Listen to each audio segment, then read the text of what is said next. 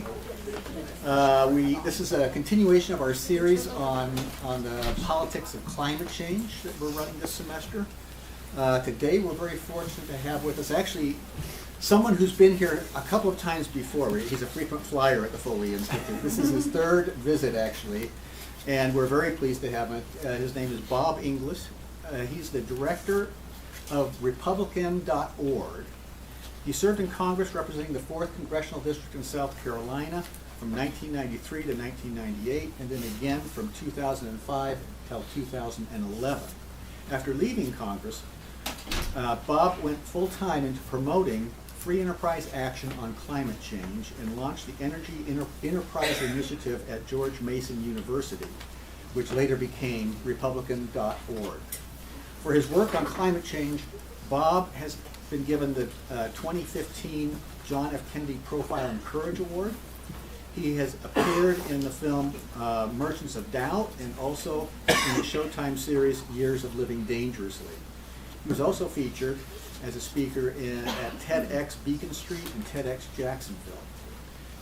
Bob was a resident fellow at Harvard University's Institute of Politics in 2011, a visiting energy fellow at Duke University's Nicholas School of Environment in 2012, and a resident fellow at the University of Chicago's Institute of Politics in 2014. And Bob's going to talk a little bit today about faith and climate science. Join me now in welcoming back Bob Inglis.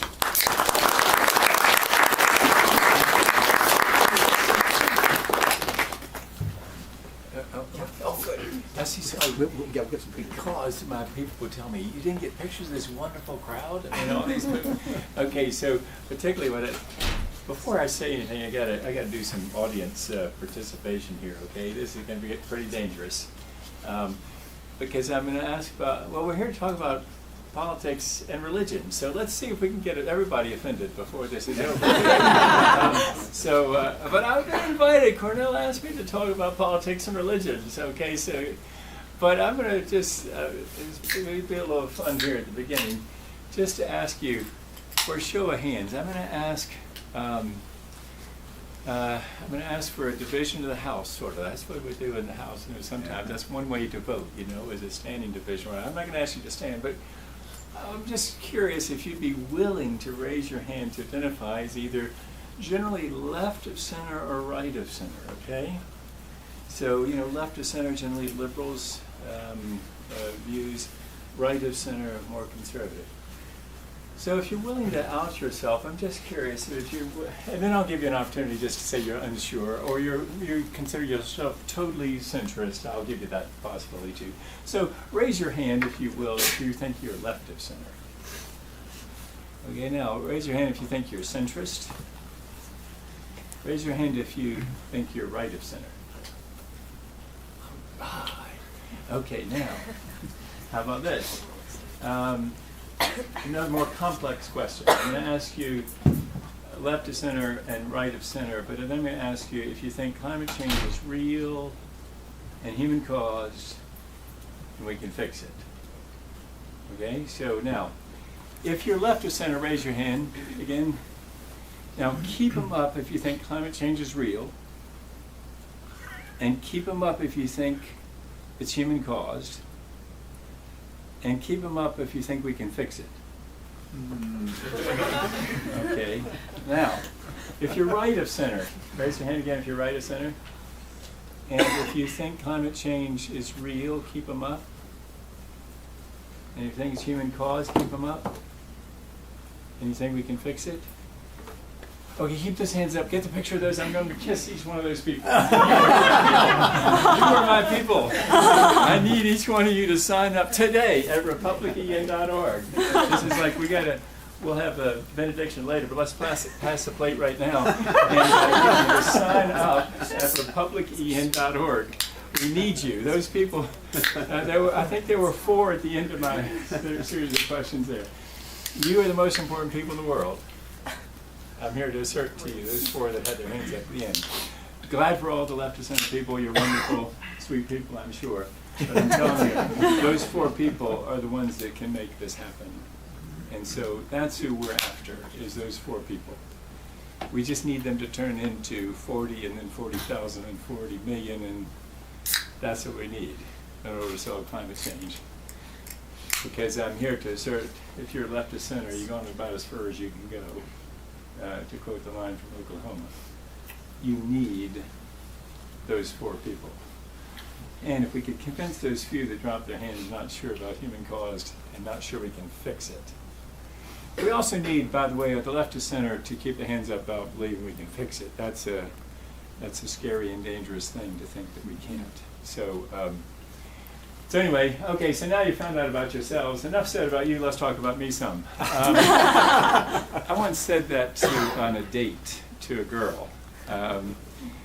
And thankfully she knew that I was joking, because she's been my wife now for 40 years. But anyway, I would suggest to you, if you're on a date, don't say that to your date. You know, enough said about you, let's talk about me some. I literally said that to her just to see what she'd do. But it worked out all right. But make sure she's in a jovial mood, you know, when you say it. Anyway, so yeah, talk about me some is, so here's how I got to this, because Cornell suggested to me just in the pre-meeting here that I should do that, explain how I got here. Because it does take some explanation. Inglis, don't you understand climate change is a liberal cause, as evidenced by the crowd here today, and no show of hands, don't you know it's a liberal thing? Well, that's what I thought for my first 6 years in Congress. So I just said, Al Gore's for it, I'm against it, next issue. And it was in the years of Tom Foley. I mean, I got elected in 1992 in the previous century. Tom Foley was the speaker my first 2 years in Congress. And there I was, Bill Clinton, a brand new president, and me, a brand new member of Congress. And you know, some courses you take pass-fail in Congress. I took climate change pass-fail. Al's for it, I'm against it, next question. Okay, I admit that's pretty ignorant, but that's the way it was my first 6 years in Congress. I was out of Congress for 6 years doing commercial real estate law again in Greenville, South Carolina. You know, South Carolina is a triangle, you know, we have 2 points on the ocean and then 1 inland point. The district that I represented, back then one of the 6, now we got 7 districts in South Carolina, is the inland point, Greenville, Spartanburg, South Carolina. Very conservative district. So I fit that district the first 6 years. And then I was out of Congress, say, doing commercial real estate law. Had the opportunity to run for the same seat again in '04, the very same seat. And so that's the year that our son, the eldest of our 5 kids, had just turned 18. He was voting for the first time. So he came to me and said, Dad, I'll vote for you. But you're going to clean up your act on the environment. His 4 sisters agreed, his mother agreed. New constituency. You know, these people, you pay attention to that constituency, you're a wise person. You know, you want to keep them on your side. And so, so that was step 1 of a 3-step metamorphosis. And by the way, my son, he's going to vote for me no matter what, right? It wasn't in his economic interest to vote against me. He could lose by 1 vote. And like some of you, he was in college at the time. He was first year of college. And so it wasn't in his economic interest to vote against me, because he knew that we were mortgaging the farmette that we live on, literally, in order to run for Congress. You know, farmette, that's where you're not really a farmer, you just pretend to be one. So we got some horses and chickens and a great big garden, and we pretend to be farmers. So he's going to vote for me no matter what. I think what he's really saying is, Dad, I love you, and you can be better than you were before. So how about make this English 2.0, the new and improved version? So that's step 1 of a 3-step metamorphosis. Step 2 is going to Antarctica with the science committee, seeing the evidence in the ice core drillings. You can go into that in the Q&A time if you want to. Third step was another science committee trip and something of a spiritual awakening, which is why I think Cornell wanted me to talk about this in this context here today. And it seems unlikely, right, on a godless science committee trip? Because we all know that all scientists are godless. Well, apparently not, because this Aussie climate scientist who I was snorkeling with, I could see was worshiping God in what he was showing me. You know, St. Francis of Assisi supposedly said, I don't know if he actually said it, but supposedly he said, preach the gospel at all times. If necessary, use words. And so Scott Heron, the Aussie climate scientist, who's become now a very dear friend of mine, was preaching the gospel. It was in his eyes, it was written all over his face, it was in his excitement about, what he was showing me. We go down, it has amazing lung capacity. I'd come to the surface and be, gasping for air, and he would tell me what he had just shown me down below, And so I knew we shared a worldview before any words were spoken on the subject. So later we had a chance to talk about the snorkels, and he told me about conservation changes he was making in his life to love God and love people. Rides his bike to work, goes without air conditioning as much as possible in Townsville, Australia, pretty hot place. Hangs the family's clothes out of the line, all to consciously love people coming after us. So I got right inspired. I wanted to be like Scott, loving God and loving people. So I came home and introduced the Raise Wages, Cut Carbon Act of 2009. That is a revenue-neutral, border-adjustable carbon tax. Pay no attention, ladies and gentlemen, to the last 2 words. Forget about the carbon tax thing. We must focus on the first 2 compound adjectives. It's revenue neutral. That means we're going to cut your taxes somewhere else. My chosen tax to cut is the payroll tax. FICA tax 6.2, 6.2, the bookstore that you work at. Total tax is 12.4. Reduce that tax. Switch the tax onto pollution. Border adjustable means you can apply the tax to imports coming from a country that doesn't have the same carbon tax. Makes the whole thing go worldwide. But it is a carbon tax. Note to self, do not introduce carbon tax. When you represent that red district out in that corner of South Carolina, it will not go well, particularly with the Great Recession on. It did not go well at all. After 12 years in Congress, I got 29% of the vote in a Republican runoff. The other guy got the other 71% of the vote. That's a rather spectacular faceplant in politics. Usually don't lose that badly unless you've been indicted or something. Actually, that used to be the case. I think now it doesn't matter. But anyway, so it used to be if you got indicted, really things are bad. But but I hadn't been indicted. I was just on the opposite side of some Tea Party orthodoxy. And by the way, I committed other heresies besides climate change. I voted for President Bush's rescue of the banks. That's a mortal sin for the Tea Party. I voted against a troop surge in Iraq out of conservative concerns that my friend, and he is my friend, George W. Bush, was doing nation building in Iraq. I knew we could do it, but I wanted the Iraqis on the point of the spear. Isn't it interesting? Political orthodoxies are sort of fluid.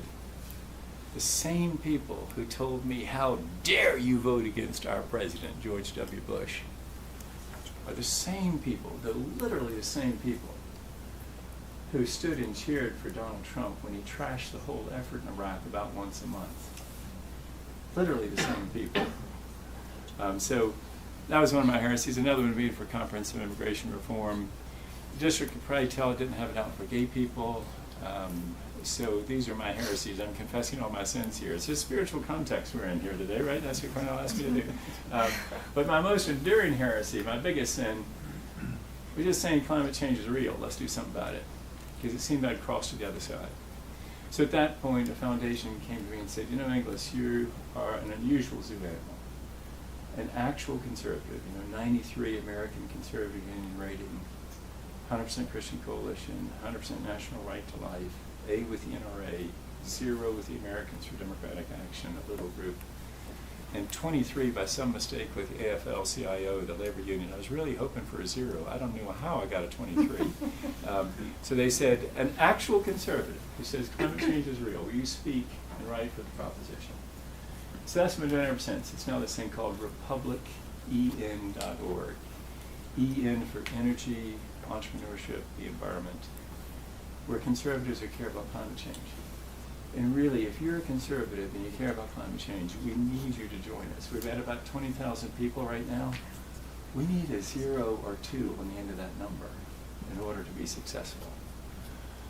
And so it takes about 45 seconds at our website. Any page you go to, join button will follow you. And all you got to do is give us your name and email address and zip code. Zip code because we want to be able to make you visible to your member of Congress and to your two senators.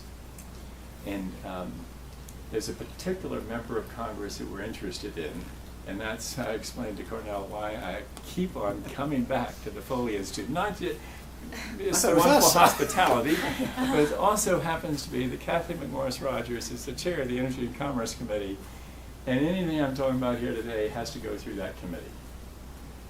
And so she is really important to us, and a friend, a personal friend. When I see Kathy, it's a hug, not a handshake, but we really need for her constituency to give her permission to lead. Because I hope I'm not bursting any bubbles here today. Politicians typically follow, they don't lead. It's a rare, very rare bird who actually leads in politics. Most of the time they follow. And so if you establish a constituency of support of something, politicians will generally run out front to lead that constituency where it's going. So you gotta figure out a way to build that constituency. So that's what we do. It's republican.org, and that's how I got to this. So I gave her that whole explanation about how I got to this. You know, I showed Cornell and Matt about the spiritual side of this. It's the topic is how do we get Christians in the environment, right? And so here's the thing: some people perceive a contest between faith and science. I don't. I see my faith affirmed by science, actually. Because, you know, the Apostle Paul says in the book of Romans that what may be known about God is clear from the creation itself. And so what I take that to be as from the Apostle Paul himself is in creation you can see God's attributes. And so that being the case, I see science as just a search for his fingerprints. And so, you know, it's not that we are invading the province of God. It's that he's a revealing God who wants to reveal himself. And he says, open your eyes, look at it. I got a Presbyterian elder friend who says even the Trinity can be seen in the three states of water. The Trinity is represented in the creation itself. And so, if that's the case, then it's sort of like my wife and I and our 5 kids. You know, when any one of them would walk, it's a big event. You know, you film it. Yeah, come on, Robert, take another step. I think that's us and God and science. He's saying to us, come on, you can do it. You can find the thing that's causing cancer, and you can kill it. That's God saying to us, come on, you can do it. Just like, come on, Robert or Ashton, you can walk. And so, but some people I understand, they say, no, God's about, don't go there, my province, not yours. But if God's a revealing God, he wants us to show us in his creation about himself. And if we're stewards of that creation and co-participants with him in creating, which is an incredible dignity that I believe Scripture gives to human beings, that we are co-creators with God. That therefore he wants us to maybe destroy cancer. It's,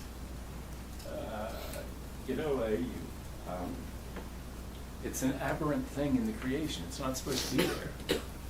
And so that being the case, he's for us in that search. And so, I don't see a contest between faith and science. Some people do, and that's one of our big challenges is we reach to a very important constituency for us, which is evangelicals. If we could get evangelicals in America to sign on with us, on climate, this would be done. Republicans would be acting. And the good news for us is that young evangelicals are with us, just like young conservatives generally. I mean, if you look at polling data, 81% of Republicans aged 19 to 40 want action on climate change. 81%. Problem is that politicians, those people that generally follow and not lead, they know those 18, 19, 20 are low propensity voters. The ones that are over that 40 mark, high propensity voters, those 65 plus year olds. They vote. They vote all the time, every election. And so they respond to those people more than they do the 18, 19, 20, 25 year olds, right? And so here's my comments, what I told Matt and Cornell earlier, is I'm certain we're going to win. It's just when we win is the question. If we win after all those young people become high propensity voters, well, we're really baking in a lot of damage on climate. So the sooner you act on this, the better. That's the story about the reach to conservatives. And something I would say to you, if you're left of center here, and I'm going to open up here for your questions and comments because I want to hear what's on your mind and see what you want me to address. And I think I'll have more to say about those things. But Thanksgiving's coming up, and Uncle Charlie's coming, and Charlie is a conservative that doesn't believe in climate change. And so if you're left of center or if you're right of center, and you got Charlie coming for Thanksgiving, here's what I would say to you to do. We do this every year at republican.org, and that reminds me I need to make sure my team is getting ready to do it again this year. We've got a wonderful animation that Wynn Lee, who used to be with us until she left us for a better offer. It just turns out that her 2-year-old offered her full-time employment as her mother, and so we couldn't compete. But anyway, Wynn Lee came up with this wonderful animation about how to speak essentially to Charlie. And it starts mostly with this wonderful thing where she says, mostly listen, and the ears on her stick drawing go out. And I said, Wynn, that's the best part of it. She said, it's actually pretty hard to do, is the ears go like boom, boom. I don't do it very well, to tell you the truth, because I talk more than I listen, as evidence here today. But if Charlie's coming for Thanksgiving, here's what I'd say do. Mostly try to listen to him. And that's whether you're right or left of center. But especially if you're left of center, just say to Charlie, we need you. Be vulnerable enough to say to him, we need you. This isn't going to happen without you. Because if you affirm Charlie in that way, you might just melt his heart and cause it to get to his head. Because the blockage is here, it's not in the head. The head's actually pretty clear once you get there. It's all about this. It's all about whether this is about me and my people and my identity, or whether it's the other people's identity that I should be opposed to. So if you can just say to Charlie, hey Charlie, we really need you. Because as I asserted earlier, those 4 people that had their hands up at the end, they're the most important people in the world. It's not going to happen without them. And they're going to multiply. Because once they multiply, then we've got the votes to do it. We got Kathy at that point. And so that's what I'd suggest to you is speak to Charlie that way. And by the way, just to make sure you know that I really do believe it's heart and not the head, is that that revenue neutral border adjustable carbon tax that I talked about? If you're left of center and that sounds familiar, it might be because it's the same thing that Al Gore has been for about 30 years. I asked him several years ago if I could keep on saying that. He said, hold up, Bob, if you're talking a low, and I said, no, sir, I'm talking a substantial carbon tax that's steadily rising. He said, yeah, fine then. You can tell people what you're for at republican.org is the same thing I've been for about 30 years. And so I am certain that if we can get through the heart and into the head, people on the right of center might remember Milton Friedman.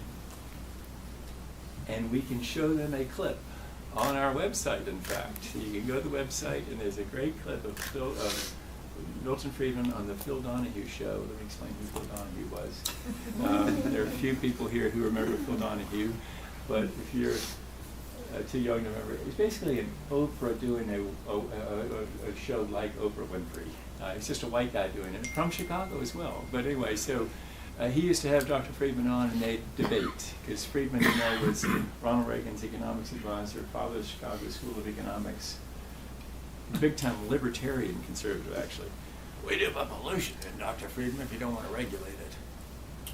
Friedman says you tax it. You tax pollution. And then he goes on to explain internalizing negative externalities. And so that is rock-solid conservatism. It is libertarian conservatism. It is way over there on the right conservatism. But it happens to be what Al Gore's for. And so the idea is ultimately we can bring America together and lead the world to solutions. But it starts really with Charlie. Getting Charlie on board. So let me stop there and see what questions or comments you've got for me, or suggestions for me about how to do what we're doing. We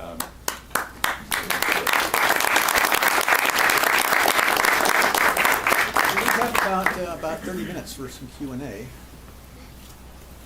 Yeah. Tell me what you want to know, or suggestions. So- I'm very interested So in maybe suggestions. I'll start us off. We were talking earlier, there's a large segment in the evangelical community that believes that the world's not going to last that much longer. Yeah. And so it doesn't matter what we do on climate. Yeah. How do you respond to that? That's pretty difficult because, it's like Grover Norquist at American Tax Reform told me long about, I think it's 2012 or so, I went to see Grover, and he said, Bob, you got a theological problem. People don't believe in climate change. And back then it was that way, in the darkest days of the Great Recession. It's basically this: I don't believe in climate change, you shouldn't either. It's gotten a lot better, because now a lot of people are stopping the argument against thermometers. It's not an argument you can win, or yardsticks and rulers when it comes to sea level rise. I mean, it's not a good idea to argue against a thermometer.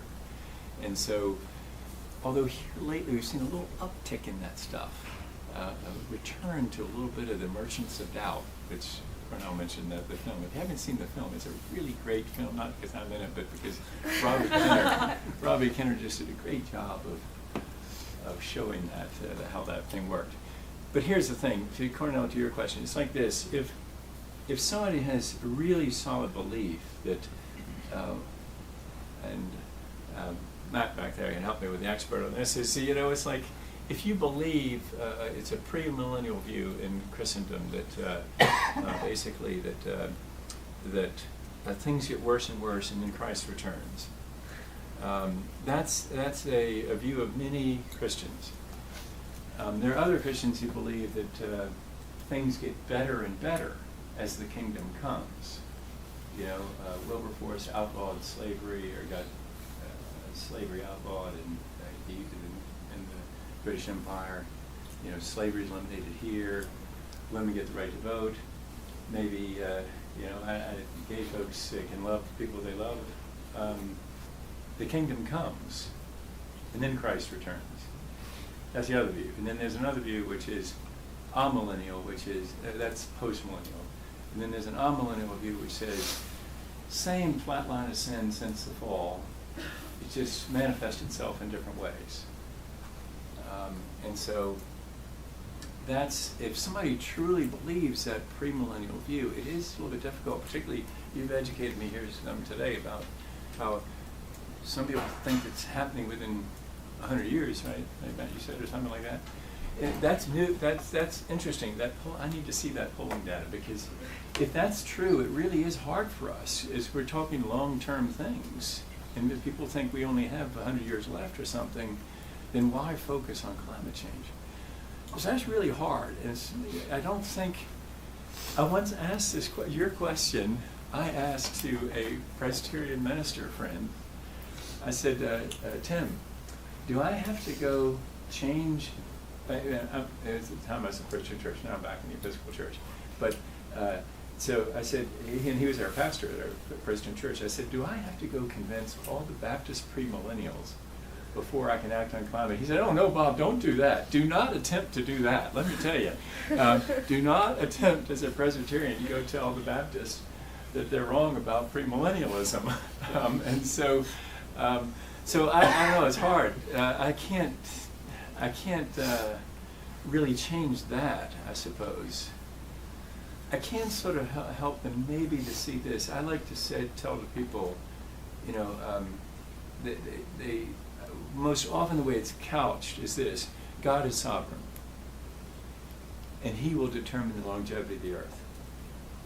And what I say back to that is, I agree completely. Not an errant molecule in the universe. I spent long enough time in the Presbyterian Church to be pretty reformed in doctrine, all right? And it's called, you know, Reformed Christian doctrine. So pretty sure that I believe that to be true. God is sovereign. It's also true that humans are responsible. This is irreconcilable. If you think about it for more than about a minute, if God is sovereign, how in the world can I be responsible? If I'm responsible, how could He be sovereign?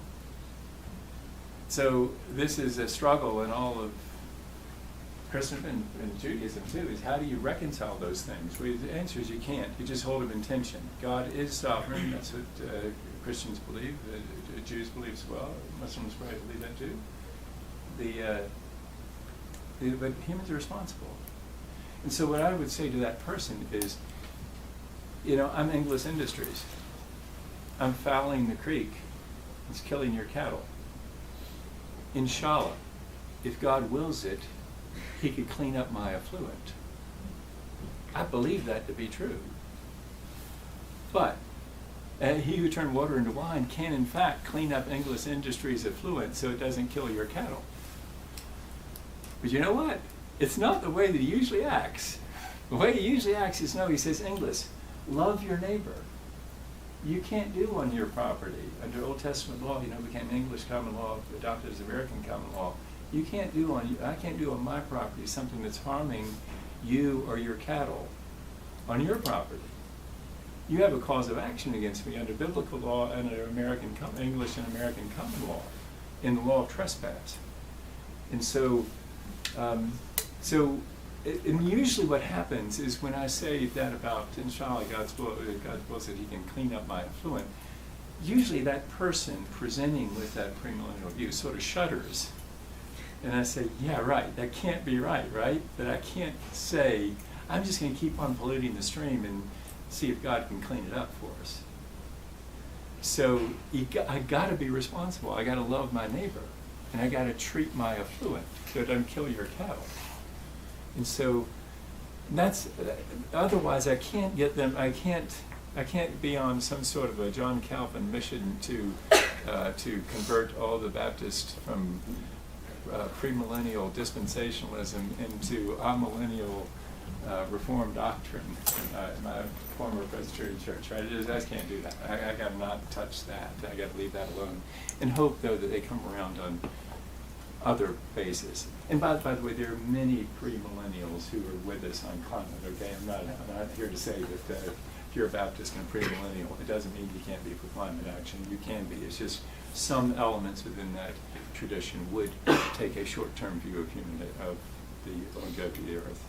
But I think that's an exception. It's the outlier. Most would be with us. What else you want to know? Yes, sir. I'm Bill Inglis, a member of Citizens Climate Lobby of the Palouse, and also Yes. an affiliate of the student group. Yeah. fossil-free WSU. We're working on getting WSU to divest its portfolio from fossil fuels. Yeah. How do we persuade those of us who don't have uncles in the area? How do we persuade the conservatives in our locale that we need them on our side? How do we persuade them to come over and work with us? Do you have any practical suggestions? It's just reach out, and I know y'all are doing that, because CCL, full disclosure, I'm on the board of CCE, Citizens Climate Education. It's a 501c3 that supports CCL. I know CCL is particularly good at this, because the wonderful thing about CCL is it's amazingly self-aware. It's the only environmental group that I think is actually self-aware.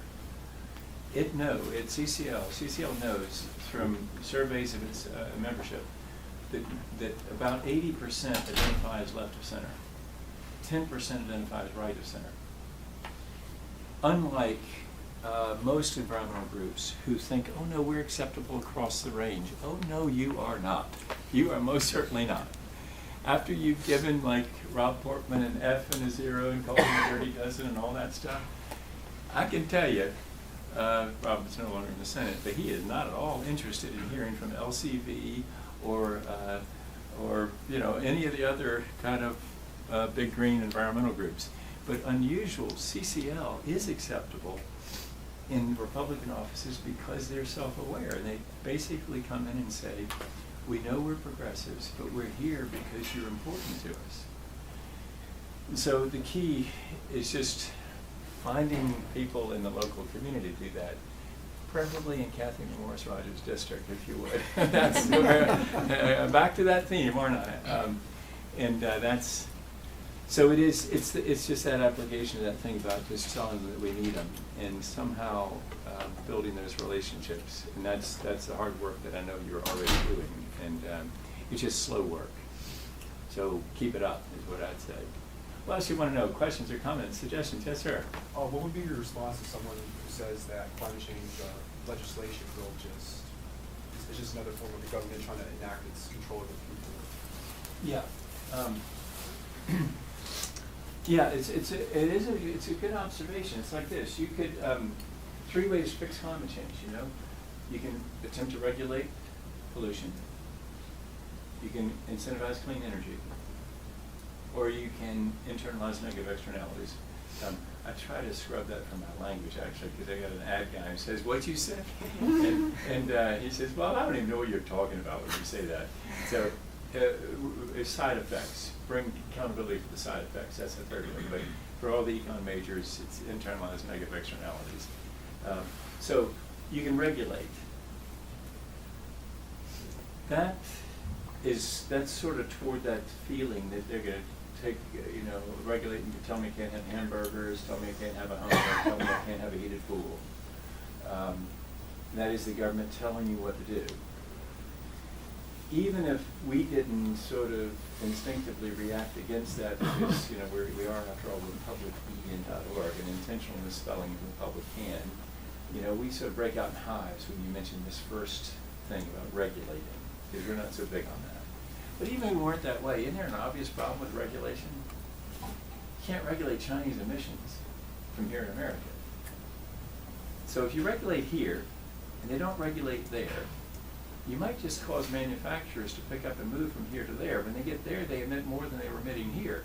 You just went downhill on solving climate change. You did successfully clean up local air, so you've got fewer asthma cases, longer life expectancy, fewer hospitalizations, nicer air here, that's great. But you haven't solved climate change. Because the devilish problem about climate change is climate emissions anywhere, climate change everywhere. So you got to get the whole world in. Second approach is to do clean energy. And so clean energy incentives those who are going to work. The Inflation Reduction Act, the terribly misnamed bill, shouldn't have ever been called that, too cute by half to call it that. But it's got powerful incentives in there. So powerful that private sector estimates of the cost to the Treasury are like 2 and 3x what the Biden administration thinks it's going to cost the Treasury. What that means is the private sector folks are saying, oh, by golly, there can be a lot of wind and solar put out, and hopefully some nuclear, and hopefully some hydrogen, because those incentives are so powerful. But you can't incentivize foreign companies through the American tax code. They don't pay American taxes. So the only incentivized people are American firms. So you might end up with, again, same situation as number one, through the clean energy approach, is you've got cleaner air here, but you haven't solved climate change. That leads, of course, to the third one, which is the revenue neutral border adjustable carbon tax, because if you make it border adjustable, then you make it in the world's interest to follow us, right? But so the first one is where the trouble is that you're pointing out, which is that people feel that they're going to be regulated. So what I want it to be is not regulation on your choice of what kind of a plate to get for the event that you've got tonight, paper or plastic. You go to the store today, paper and plastic would be about the same. If I can get, and Al Gore gets what he wants, which is this revenue neutral border adjustable carbon tax, you go back to the store, paper is a little bit up in price. Now you go in there, by the way, with a bigger paycheck in your pocket, because we just cut your payroll taxes, right? So you get a bigger paycheck. Paper is going up a little bit, because you know chainsaws need gas, and that's got a carbon tax on it, and the natural gas to dry the paper, that's got, so the paper plates have gone up a little bit, but the plastic plates have really gone up, because they're all petroleum and natural gas all the time. And so that cost, that carbon cost, is now embedded in that plastic. Now, I don't want to regulate you to say, oh no, no plastic.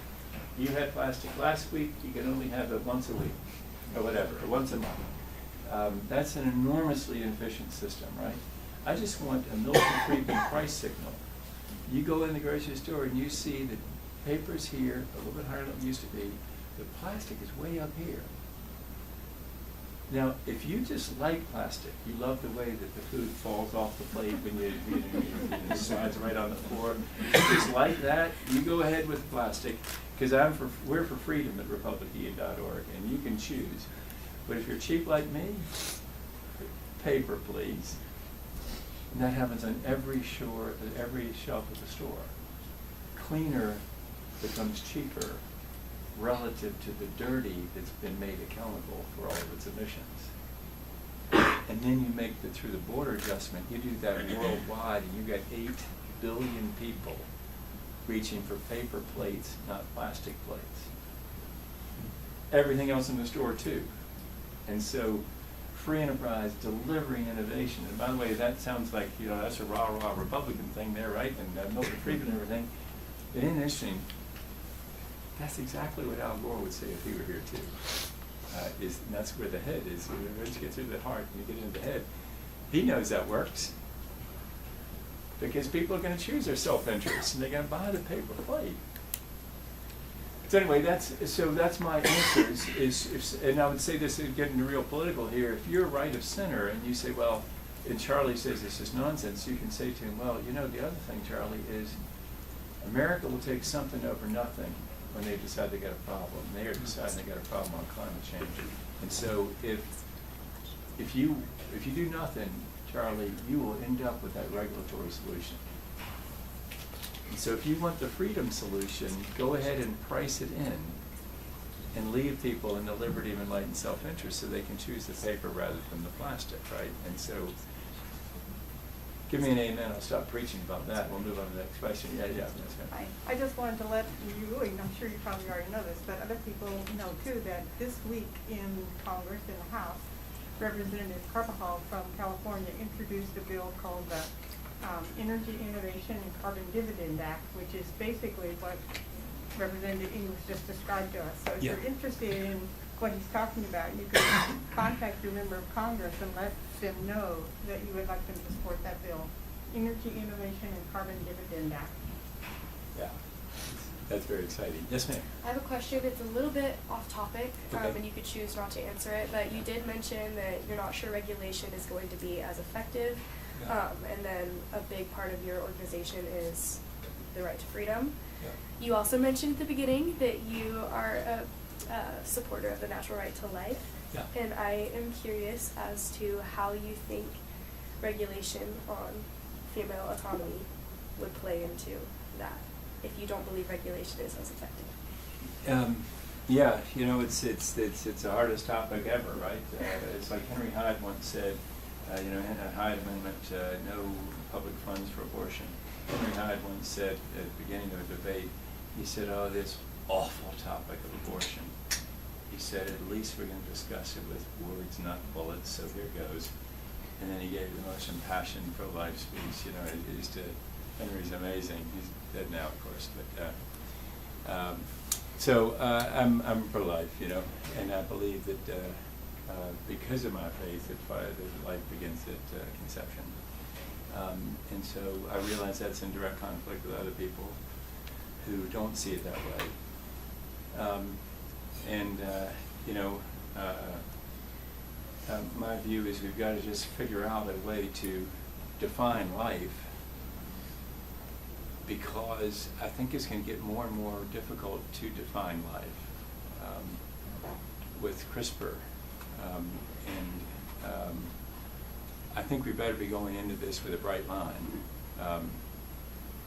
You know, CRISPR basically, you can create things through some pretty amazing technology. And maybe I want an alternate Bob Inglis, because maybe I'll need a kidney someday from that other one that we sort of keep over there somewhere. That's going to be a strange and brave new world. So I think we need to be real careful about. And I realize that it does, for some people, it is a question of autonomy, as you said. But for me, that has to be balanced with, my right to autonomy has to be balanced with other people's rights to live, right? So, I understand that, and I'm not trying to be aggressive in the Yeah. slightest, but it's not your right to autonomy. It is a woman's right to autonomy.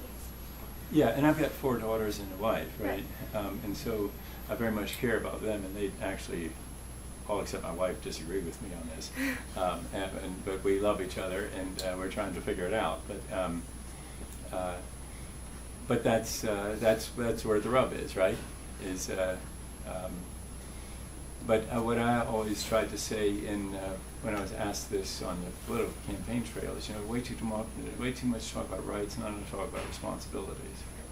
And my view is that responsibility, particularly, that's a male question, you know, is if you jump under the sheets, get ready to be responsible, you know, for whatever happens underneath there. And so, and that's your responsibility. So for both, right? So I guess my follow-up question would be, what responsibility would the male have in that situation? Child support. So you get somebody pregnant, it's your baby. So you're 18 years old, well, you're going to be a young papa, aren't you? And you're just going to have to pay for that baby for a long time. And get ready to pay for his college or her college and everything else. So now, you want to jump under the sheets? Or maybe do you want to go get ready to jump under the sheets so that that doesn't happen? But don't jump under the sheets and think that you can just walk away with no responsibility. And so, you know, it's really, we got to not just talk about rights, but talk about responsibilities. There are consequences to behavior. And just be ready to either take precautions or get ready for the consequences. And yeah, you had a question back here, right? There's somebody was up here. Oh, yes. So Grace, just like a couple points after listening. Yeah. Your perspective on life and that kind of thing, and just also freedom, is from the basis of when life begins and from your belief its conception, and you said that's based off of your religion. So I guess my first and foremost is, just as a legislator and as a representative who represents a wide array of constituents, some who might be religious, some who are not, where do you place yourself when you're separating church from state, when you are basing some sort of argument or some sort of stance on that? Yeah, very, very important. You know, a great question. And since we are at the Foley Institute, you know, it's all about the institution. Congress Cornell describes himself as an institutionalist. here's an interesting thing. I found freedom of expression in Congress as the freest place that I've ever had to express my faith. More so than my law firm. My law firm, if you start talking about faith, oh my goodness, watch out. I'll have you know, Sonny, I've been a deacon in the Baptist church for 20 years. Does that make you a Christian? Like going in a garage and being in a car and calling yourself a, I don't know, anyway. But, so, in my law firm, really, you didn't touch the topic of faith. In Congress, it's fully expected that you talk about faith. So, for example, on the High Holy Days, Congress shuts down so that Jewish members can get home before sunset. I mean, without a doubt. Never happened in my law firm. And so in Congress, there's a real freedom of expression.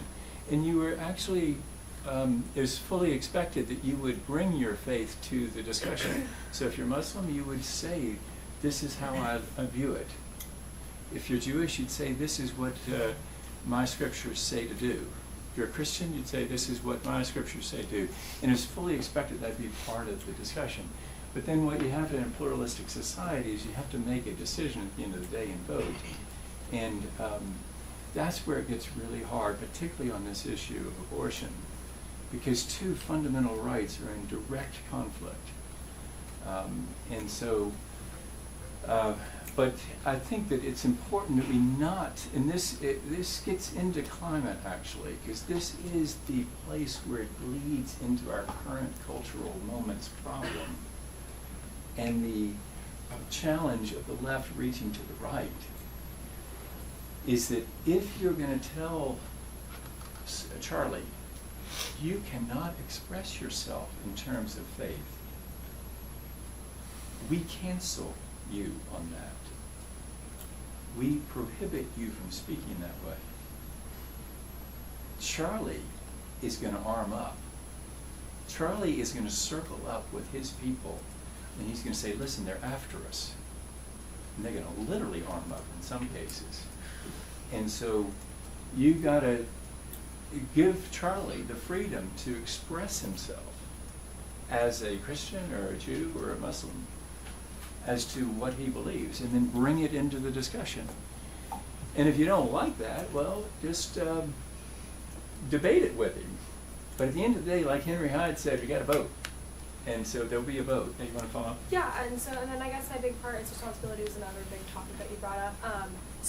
So you personally, understanding that individuals who decide to follow through with actions that create a child, you agree that child is a responsibility of those actions. There is also a responsibility of the nation and of legislators, of representatives, and of people shaping societal and economic norms to foster environments where those children have an opportunity. Yeah. And so in America, where we are democratic, we're progressive in terms of other developmental nations, we have a high foster care system with a lot of issues. Our education system is not standard, and access to such is also not standard. And so whose responsibility is that to foster those kind of norms? Do you support any legislation, or have you supported any legislation that fosters those norms? Yeah, it is. That's a big balancing question, right? And of course, public education, I'm a big supporter of that, and money for foster care, yes, all those things are. But where you define that is the divide between left and right that we were just describing at the beginning of this talk, right? And so some on the left would have more involvement with the government, larger programs. Some on the right would have smaller programs. Some on the far right would have no programs, and some on the left would have complete confiscation of the means of production, right? And so there's a range in there. And so what has to happen in the Congress is that has to be worked out, and but here's, I should have said about your earlier question, the thing is, you can't combine faith and power. It's okay to come to the discussion fully expressing your faith, but I think we should never seek to combine faith and power. That's the problem. That's where the problem starts. And I was telling Matt and Cornell that my first trip to Iraq, to see the most impressive people in the world, 5 trips to Iraq, 4 to Afghanistan, not the Iraqis or the Afghanistans, the people serving there, is that we were flying from Amman, Jordan, and I said to the guy running the trip, I said, look, Jim, looks like Greenville, South Carolina, as I looked out the window of the church, the planes were taking off from Amman, Jordan. He said, look, there's a church on every corner, except it's a mosque. And the thing that I really learned in those trips to the Middle East is the thing you do not want to do is couple faith and power. You couple faith and power, you destroy the faith faster than you destroy the state. You corrupt the faith faster than you corrupt the state. Because the state can actually use a lot more expression of faith, but the faith can't use any state. You just need to keep those separate so that people are free to believe what they want to believe. That's the genius of Mr. Jefferson in writing the Declaration and in the framers in framing the Constitution. So you leave faith free, but don't couple it with power. And that's why we're right now in a big debate in this country about pluralism and whether we really want to stick with pluralism or go with sort of a rejection of pluralism and an authoritarian kind of thing. That's not where I am. I don't. In fact, we got a piece that's going to come out real soon where I talk about some of the extremists right now that are talking about shutdown, where I actually call them authoritarian separatists. Because that's what I think they are, authoritarian separatists. They want to separate and they want to have the authority to declare what it is that everybody's going to do. They don't believe in pluralism. So pluralism is everybody express your faith however you want to, no faith, full faith, whatever. But then you vote and you're careful to not couple power and limit that faith. But you do have to make hard decisions sometimes, and they come from your faith. Unfortunately, I think our time's up. Before I ask you to join me in thanking Bob for a really interesting conversation, let me remind you our next event in this series is going to be next Tuesday. We have El Haj Jadai from the Timbuktu Center in Mali. He's the director there. He'll be talking, actually in a conversation with Peter Chilton from here at WSU, he'll be talking about climate conflict in the Sahel region in Africa and mitigation strategies there. But join me now in thanking Bob Inglis for a really interesting conversation.